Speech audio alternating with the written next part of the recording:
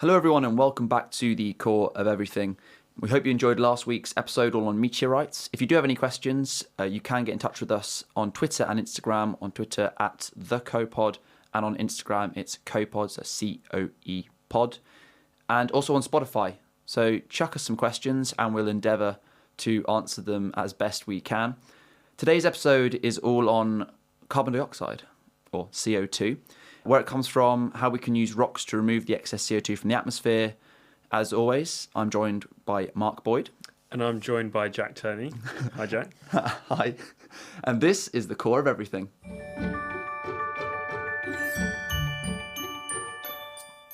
So, I guess our opening question is, what is CO2? So, carbon dioxide is a molecule. So, a molecule is a collection of atoms, and it's made up of one carbon atom and two oxygen atoms. So, this is quite a light molecule as far as molecules go. The masses of these atoms are quite low. So, the overall mass is 44 mass units. You get 12 from your carbon and 16 from each of your oxygens. And it's also quite a strongly bonded molecule because you have double covalent bonds. So a covalent bond is the sharing of electrons. So you have double covalent bonds between each carbon and each oxygen, which can make it quite difficult to break up into different things or difficult to get it to react, which we'll talk about later on in the podcast. So the question is, well, where does carbon dioxide come from? So naturally, it comes from the ground, basically. So volcanoes release all sorts of different gases, including carbon dioxide, as well as sulfur dioxide and other greenhouse gases. And this is actually a process that we're seeing on Venus, where we get really thick clouds because volcanoes release loads of material. Got to get planets in there. Always got to get the planets. Got to get planets in there. And carbon dioxide also comes from animals. So breathing, we all know that when we breathe out carbon dioxide, breathe in oxygen. When you do exercise, you burn fat, which is released as CO2. So obviously, the more exercise you do, the more CO2 you release. So the moral of the story is... do less exercise. Save the planet. Yeah. Do less exercise. Yeah. You heard it here first. So we've got naturally released carbon dioxide, but we also have what we might call anthropogenic carbon dioxide release. So this is... anthropogenic means human, basically. Anthro is human. And so this is through the burning of fossil fuels. So things like coal, oil, natural gas, all of these processes release carbon dioxide. And the amount of carbon dioxide in different parts of the Earth's system, so the atmosphere, the ocean, things like that, that's all determined by the carbon cycle, right? Yeah, exactly. So carbon enters the atmosphere as CO2. And as you've already mentioned, CO2 is absorbed by plants through photosynthesis or oceans, rocks. And also animals, they eat the plants as well. And then these plants and animals, they die and their bodies decompose, which form rocks rich in carbon. So you have your coal, your shale, or if you bury it deep enough, it might form oil and gas or hydrocarbons. And incidentally, hydrocarbons is organic compounds that are made of hydrogen and carbon. So when we burn these, we release the carbon as in the form of CO2 into the atmosphere. And the last stage of the sort of carbon cycle is this carbon is being released back into the atmosphere, either by the burning of fossil fuels or by the respiration of plants, animals, or even sort of microorganisms. So we have a bit of a concept of sources and sinks here, right? Where sources are places that kind of move carbon dioxide, release carbon dioxide, whereas sinks are places that might kind of store that carbon dioxide. So like the ground or the atmosphere or the oceans. Yeah, and it's important to note that we want to remove excess CO2 from the atmosphere, but CO2 is incredibly important for plant life because they need CO2 to live and release oxygen. And we also, volcanoes releasing CO2 is actually vital for us because it knocked us out of the last ice age or lots of different ice ages because of the greenhouse gases that are released from volcanoes. Yeah. But the main problem is this anthropogenic. So this is human-related CO2 emissions that are released into the atmosphere from the burning of fossil fuels. It's the excess, isn't it? It's the excess, which is accelerating global warming. And so the question is, how do we remove CO2 from the atmosphere? Yeah, so there's quite a few different ways that carbon dioxide can be removed from the atmosphere. And a lot of these are natural. So we have trees and forests and plants photosynthesize. So you may well remember back to your GCSE biology and geography and chemistry maybe as well, where you learn this reaction for photosynthesis. And English. And No, that's wrong. No, sorry. I don't know what your set texts were. Very hungry caterpillar. Yeah, it was right after that poem about Anne Hathaway. Right, yeah. Okay. Was that or Miss Havisham? I can't remember. So you take carbon dioxide and you take water, and using energy from sunlight, you produce oxygen and sugars as well, glucose. But one of the problems with this is that CO2 can be released again when the plant life dies, or particularly actually quite a kind of relevant example, when you have wildfires, you're burning off and releasing a lot of that carbon dioxide. We also have soils. So soils can naturally sequester carbon dioxide and naturally take it up. It's mostly because soils are just broken down plant matter for the most part. And frequent farming and intensive farming can actually release a lot of this stored carbon dioxide. And this is important because cropland takes up about 10% of the Earth's land. And so it's really important to tackle this or to focus on this area. And it can be dealt with in a few different ways. So, for example, you can plant perennial crops. So these are crops that don't die off every year. They're growing deep roots, and so they're really good at storing carbon in the soil. And you can also plant cover crops, which are planted after your main crop has been harvested. So these are things like beans and peas. And again, this continues that sequestration of carbon. And interestingly, this is better in colder climates because that process of storing carbon occurs over longer periods. So with this kind of farming, you might have seasonal release of carbon dioxide based off harvest and things like that. You also get carbon storage in the oceans. So plankton can remove carbon dioxide again via photosynthesis, and these plankton will eventually settle on the ocean floor and can be kind of taken up into new rocks that are being made. So carbon dioxide can be stored in those rocks. And we also have diffusion between the atmosphere and the oceans. So there was a paper published in Science in 2019 that found that the oceans actually absorb roughly a third of anthropogenic, so human-made carbon dioxide emissions. So this shows us the power of the oceans to absorb that carbon dioxide, but this isn't necessarily a good thing because when carbon dissolves in the oceans, it acidifies the oceans, forming carbonic acid. That's not very good for life in the oceans. It's not good for life. Unless that some life likes acid. Yeah, and I guess there probably are things that might evolve or do like more acidic. Certainly some bacteria that prefer, feasting on sort of sulfur and carbon, in acidic conditions. Yeah, lower pHs. Yeah, exactly. Yeah. But it's not good for our corals, and I'm sure you've seen these like videos of corals being bleached. So you get coral bleaching when kind of you have acidification and increasing temperatures of your oceans, and the polyps, so like all those little arms of your corals, they expel algae that's within them, and that algae is there to fix inorganic carbon via photosynthesis, basically producing nutrients for the coral. And so those little algae get kicked out. They're called dinoflagellates. I don't know if that's how you say it, but I thought it was quite a cool name. So it's not good for our corals when we have acidification because they just don't. It's a stressful environment to be in. We also have rocks that can store carbon. So the process of weathering can remove carbon dioxide from the atmosphere really efficiently. That carbon dioxide in the atmosphere can combine with rainwater, form, again, carbonic acid, and interact with particularly volcanic rocks such as basalts that contain things like calcium, iron, and magnesium. And this carbonic acid can react with those species to form carbonate minerals like magnesium carbonate or calcium carbonate and lock that CO2 up in the rocks. And as we've said, you get a similar process in the oceans with this producing of carbonic acid. Yeah, I think the minerals that precipitate under the oceans have the ability to counter ocean acidification from the carbonic acid because it helps buffer the solution. And buffering just means...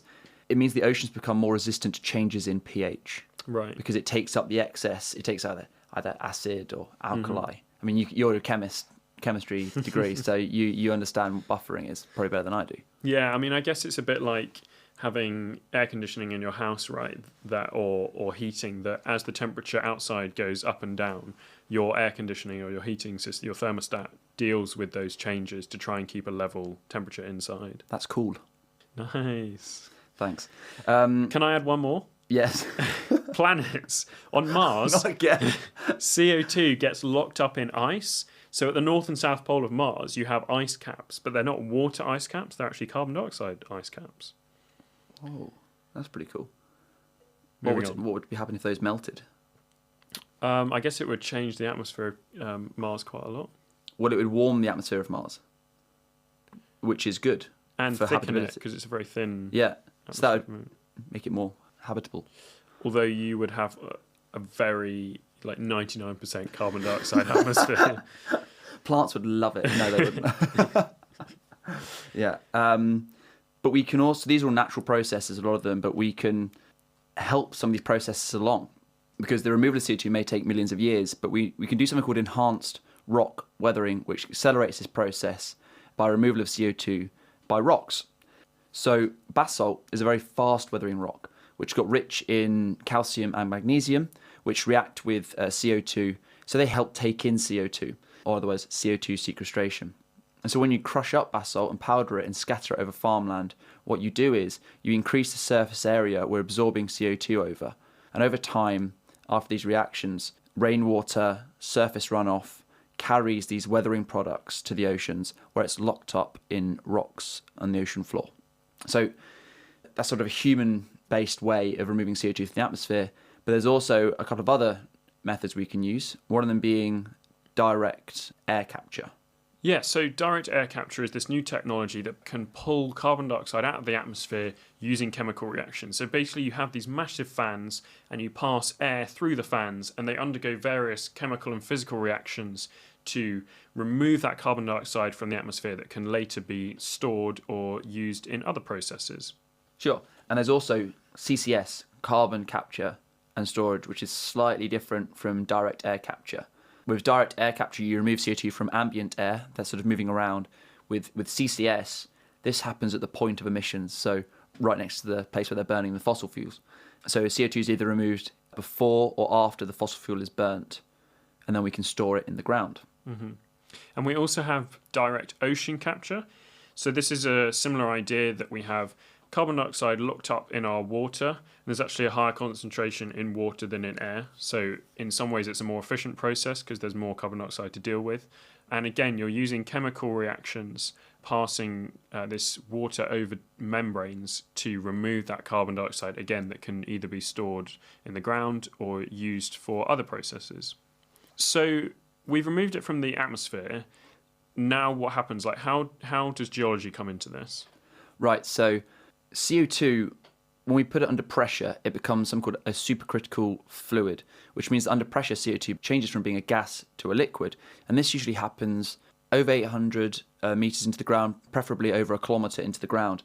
So when you inject it underground, it's less dense than surrounding rocks. It's like, it's like an apple that rises in water. It's just less dense. Yeah, or a helium balloon. It just rises through the air. And so what we need is geological principles in place that helps it stay trapped underground when we inject it there. Luckily, there are lots of analogues that we can use. So, for example, we have water aquifers underground, but we also have hydrocarbon reservoirs, so oil and gas reservoirs underground that have been storing these resources for millions of years and storing them without leakages or very limited sort of leakages. Mm-hmm. So how are they getting stored? So for this, we need a reservoir and a seal. A reservoir rock, it has certain properties called porosity and permeability. It's like a sponge. So porosity is sort of the volume of pore spaces within a rock. Mm-hmm. So just holes, basically. And when these are well connected, that's permeability. So the resources can move and accumulate within these reservoir rocks. Now, if you just have a reservoir rock, all those resources will just move to the surface. Mm-hmm. Whereas actually what we need is a seal that overlies the reservoir. And this is impermeable. Okay. So it means that CO2 wouldn't be able to escape from the reservoir through to the surface. Mm-hmm. And so you combine the seal and a reservoir with a geological structure, and you get something called a trap, which is capable of storing CO2, hydrocarbons, and actually possibly hydrogen. And there are lots of different types of trap. So we have a stratigraphic trap, where you have the rocks are deposited at an angle, or how they're laid down determines that you have a seal above a reservoir, which makes the resources accumulate within the reservoir. And this might also be due to a low-density salt that rises through the rock, which deforms all the rock around it and creates a trap adjacent to the soil. So it's a lot like a plant going through the soil, rising up to the sunlight. So it deforms and moves around the soil around it. And what you typically get with these traps, right, is that they're bending things upwards so that you're stopping stuff from escaping out of the sides. I'm trying to think, even when you have a rubber and you just bend it and it goes up in the middle, down on the sides, and that would stop stuff from escaping if it's more buoyant. Yeah, exactly, because it rises to the middle of the structure. But that leads us on to a structural trap, which are structures that form due to plate tectonics. This may bend or crack the rocks. So when it cracks the rocks, either side of the crack, the rocks move in different directions to one another. And that's called a fault. And this faulting might move a seal above a reservoir. But we also have folds. And our folds happen when the rock is more ductile. So it doesn't crack, but it bends. And this can form something called an anticlinal trap. So the rocks are bent into sort of an upside down smile. So the less dense fluids and gases gather at the top or crest of this bend below the seal. And they can also bend into a syncline, which is sort of a smile shape. So it's not great for storing CO2 because, as you mentioned, Mark, as the CO2 would just escape either side of the smile. So I always remember it as being syncline is smile and anticline would, I've never thought of one for anticline, angry face. Yeah, that would be. And you also get a hybrid trap, which is a combination of structural and stratigraphic traps, where you might get faults and folds that produce a structure that holds hydrocarbons, but we need the laying down of a shale or a clay, which is the seal, above these structures to produce a valid trap.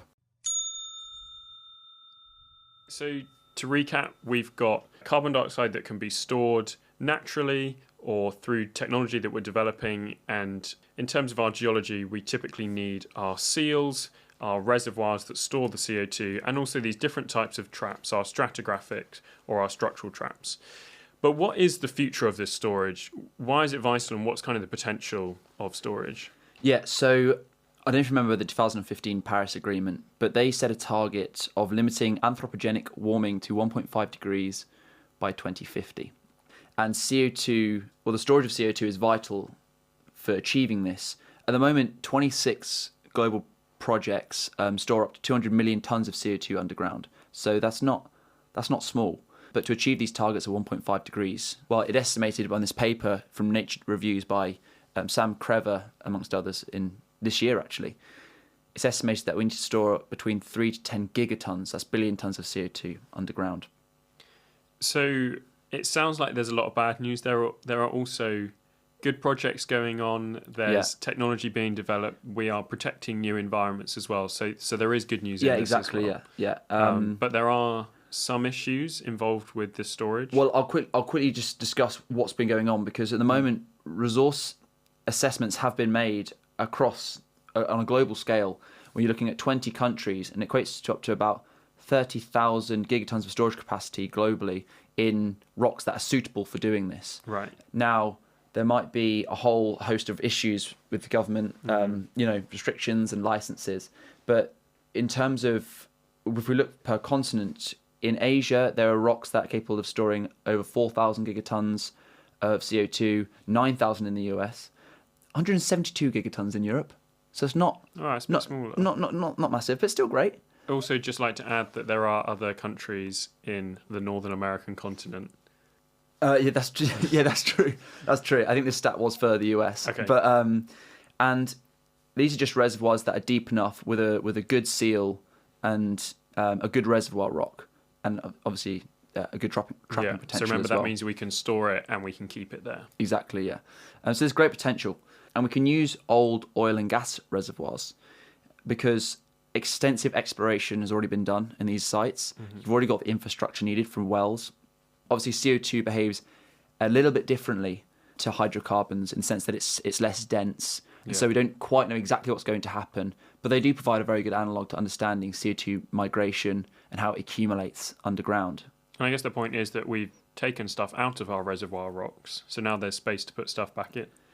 Yes, exactly. Not that simple. No, exactly. Yeah, and that does lead to some of the issues. So, firstly, we have CO2 might escape from some of these old infrastructures and wells that have been used for hydrocarbon reservoirs. Or we can say that the geology isn't right. So we can see the geology and what it looks like through seismic interpretation, which is essentially you send a shockwave into the ground, a seismic wave into the ground, it rebounds off different rock surfaces, and for that you can produce a picture of the subsurface. But it's not, although it's very detailed, it's not detailed enough to completely understand some of the differences and changes in rock types, some of the structures that might be there. And there's also, between different wells, there's lots of empty spaces where we can't really understand exactly what the geology is going to be. So when we inject CO2, we understand very, very well where it's going to go, but there's always room for error. And there might be some CO2 escaping or leaking to other local groundwater sources or up through wells. The other point is that when you inject CO2 into the ground, you create seismicity.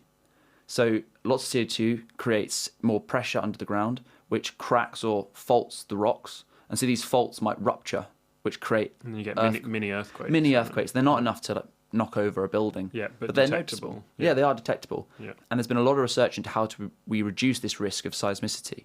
The main way is that you can inject CO2 into reservoirs where the rocks are more ductile. So rather than having these brittle rocks that crack under pressure, you can inject CO2 into rocks that bend. They can accommodate the stresses. That can exactly, yeah. They can withstand large amounts of pressure without breaking. So, it's like using a curly whirly instead of a Kit Kat. Nice. Although there are little breaks in curly whirlies when you bend them. Yeah. But yeah. So because there are plenty of ductile reservoirs out there, the risk of seismicity isn't really an immediate problem. But this Nature Reviews paper by Crever et al. 2023 suggested that one of the big barriers for CO2 storage is economic and societal constraints. So for a lot of companies, it's not considered profitable to store CO2, for example, unless you're doing enhanced oil recovery. And that's what you were talking about when you're saying you can use past oil reservoirs to inject CO2. A lot of the times what you do is you inject CO2 into the ground, which squeezes out the rest of the oil that might be there in these depleted reservoirs. So it kind of kills two birds with one stone. It does. Obviously, it's controversial because not everyone wants to be removing oil and gas from the ground. And also, you're possibly negating some of the positive effects from injecting CO2 into the ground in the first place. But there are incentives for companies to try and do CO2 storage, stuff like, tax and carbon credit incentives in the USA, Canada, and Norway to help this. And in terms of societal constraints, obviously you have enhanced oil recovery, which isn't great for social acceptability. And you also have seismicity and earthquakes. But there are plenty of reservoirs out there that reduce the risk of earthquakes induced by CO2 injection. So it's a complex picture of carbon dioxide. There are challenges. There's also progress being made, and it just kind of reveals how complex, diverse, and rich, I guess, the Earth system is that we live in. And, we're just learning more and more about it all the time. Yeah, exactly. Plenty of research is going into it, and I will say that it seems that we have all the infrastructure, all the geological knowledge, all the resources to be able to do CO2 on a gigaton scale, which is what we need to mitigate these anthropogenic CO2 emissions and achieve climate targets by 2050. Happy days. Happy days. Yes, we ended on a pretty more positive note than last time because I think the mass extinctions was more about death, whereas this is about life. Thanks so much for listening. I've been Mark. And I've been... I've been Jack. That's the one. I've been Jack. Yeah, thanks very much for listening, and join us again next time. Bye.